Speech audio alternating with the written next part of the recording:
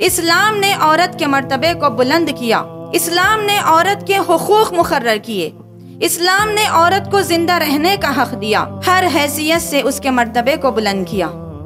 اس کے بعد اسلام نے عورت پر چند پابندیاں عائد کی۔ وہ پابندیاں حجاب کی پابندیاں تھی، وہ پابندیاں پردے کی پابندیاں تھی، اور دھیرے دھیرے عورت کی عزت کو بلند کرنے کے لیے، عورت کے مقام کو اور مزید بلند کرنے کے لیے پردے کے احکامات نازل کرنا شروع کر دیے گئے۔ یہ پردے کے احکامات عورت کی عزت کو بلند کرنے کے لیے دیے گئے، یہ پردے کے احکامات عورت کی حفاظت کے لیے دیے گئے، یہ پردے کے احکامات معاشرے کو گندگی اور بے حیائی سے بچانے کے لیے دیے گئے، یہ پردے کے احکامات عورت کی دنیا اور آخرت میں کامیابی کے لیے دیے گئے۔ محترم سامعات کرام، جس معاشرے میں اور آپ زندگی گزار رہے ہیں، اس کی حالت مجھ سے اور آپ سے چھپی نہیں ہے۔ ایسا معلوم ہوتا ہے کہ وہ دور جہالت پھر سے واپس آ رہا ہے۔ آج ایک معصوم بچی کی عزت محفوظ نہیں ہے، آج ایک ماں کی عزت محفوظ نہیں ہے، آج ایک نوجوان لڑکی کی عزت محفوظ نہیں ہے۔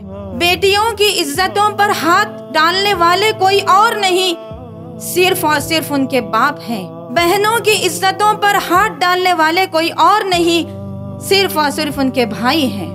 اپنے بھائیوں کی عزتوں کو داغدار کرنے والے کوئی اور نہیں، گھر کے دیور اور جیٹھ ہیں۔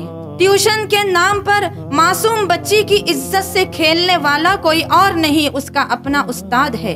عورت کی عزت بکھر گئی، عورت کی شرافت بکھر گئی، اس کا مقام توڑ دیا گیا۔ محترم سامعات کرام، ہمارے معاشرے میں اتنے جرائم ہو رہے ہیں، اتنی بدکاریاں پھیل رہی ہیں، رشتوں کا کوئی پاس و لحاظ نہیں کیا جا رہا ہے۔ دن اور رات یہ سارے مناظر ہم اور آپ اپنی آنکھوں سے دیکھ رہے ہیں۔ ریپ کیسز میں دن بدن اضافہ ہوتا جا رہا ہے۔ سوال یہ پیدا ہوتا ہے، آخر ایسا کیوں ہو رہا ہے؟ کیوں رشتوں کی پاکیزگی برقرار نہیں رہی؟ کیوں آپس میں ایک دوسرے کے عزت کی بات باقی نہیں رہی؟ کیوں آپس میں لوگ ایک دوسرے کی عزت پر ہاتھ ڈالنے لگے؟ کیوں ایک باپ اپنی بیٹی کی عزت سے کھیلنے لگا؟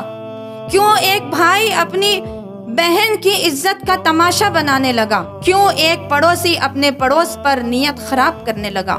کیوں انسانوں کے اندر درندوں کی صفت پیدا ہو گئی ہے؟